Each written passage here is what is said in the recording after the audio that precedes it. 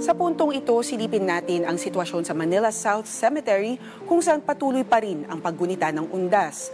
Nariyan ngayon si Bien Manalo live. Bien? Denise, mahigpit pa rin ang ipinatutupad na seguridad dito sa paligid ng Manila South Cemetery ngayong araw.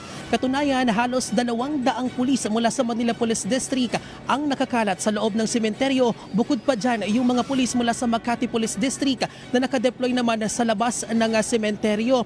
At ayon sa pulisya, wala pa naman silang naitatalang anumang untoward incident simula pa kahapon.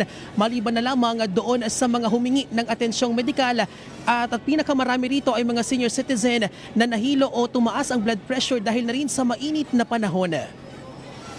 Mula Cavite, lumuwas pa ng Manila ngayong araw si Nanay Edith para bisitahin ang puntod ng kanyang asawa at anak sa Manila South Cemetery. Taimtim silang nag-alay ng panalangin at nagtirik ng kandila. Nakasanayan na nila ito sa pagbisita sa mga yumaong mahal sa buhay taon-taon. Tandaan niya ito ng kanilang pag-alala at paggalang sa kanilang mga mahal sa buhay na pumanaw na. Hindi na nalilimutan yan dahil siyempre nakasanayan na eh. Tapos sa bahay, magtitirik pa ng kandila, magdadasal. Kinagisla na yun.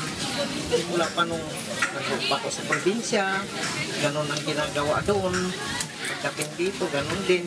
At dito na namatay yung tulad yan, asawa ko dito namatay.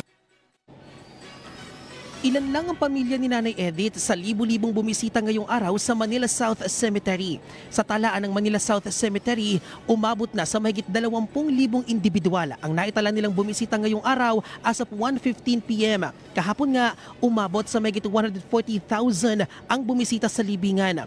Bukod sa mga armas, matutulis na bagay, inuming nakakalasing at sigarilyo, mahigpit ding ipinagbabawal ang pagdadala ng anumang uri ng hayop sa loob ng sementeryo.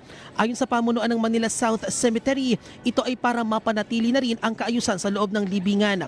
Ipinagbabawal din ang pagdadala ng sound system, anumang uri ng gamit sa pagsusugal at flammable materials. Karamihan naman sa mga nakumpiska ng mga otoridad ay sigarilyo at vape, pero ibabalik din daw ang mga ito sa may-ari oras na lumabas sila ng libingan. May mga nasamsam ding matutulis na bagay gaya ng gunting at cutter. Nagpaalala rin ang pamunuan sa mga guardian na bantayan ang kanilang mga kasamang bata para maiwasang sila ay mawala o maligaw. Hindi rin pinapayagan ng matulog sa sementeryo o overnight stay.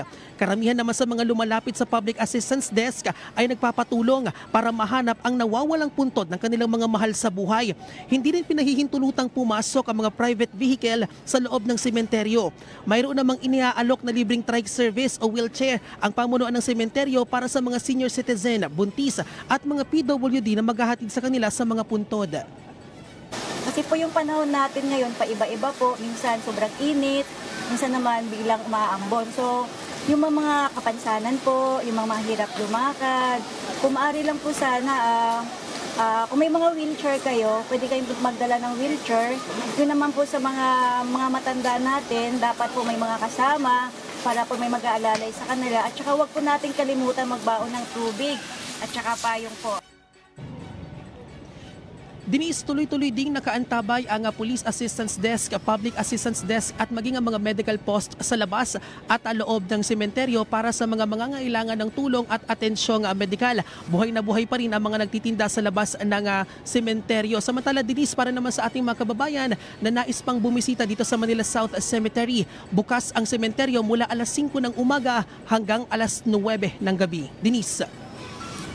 Bien, ngayong araw na ito ang huling araw ng undas. Meron bang mga aberyang nararanasan ng ating mga kababayan ngayong araw dyan, lalo na after lunch na ngayon?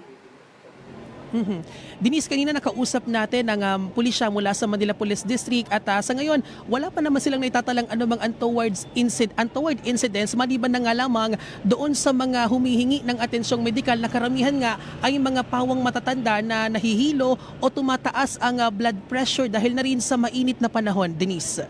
Bien, kamusta naman ang sitwasyon sa labas ng Manila South Cemetery? Nahuhulugan pa ba ng karayom dyan?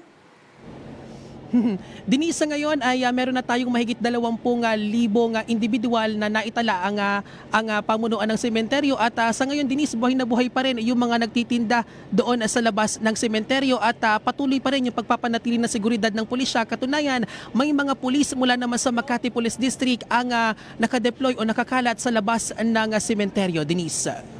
Alright, maraming salamat, Bien Manalo.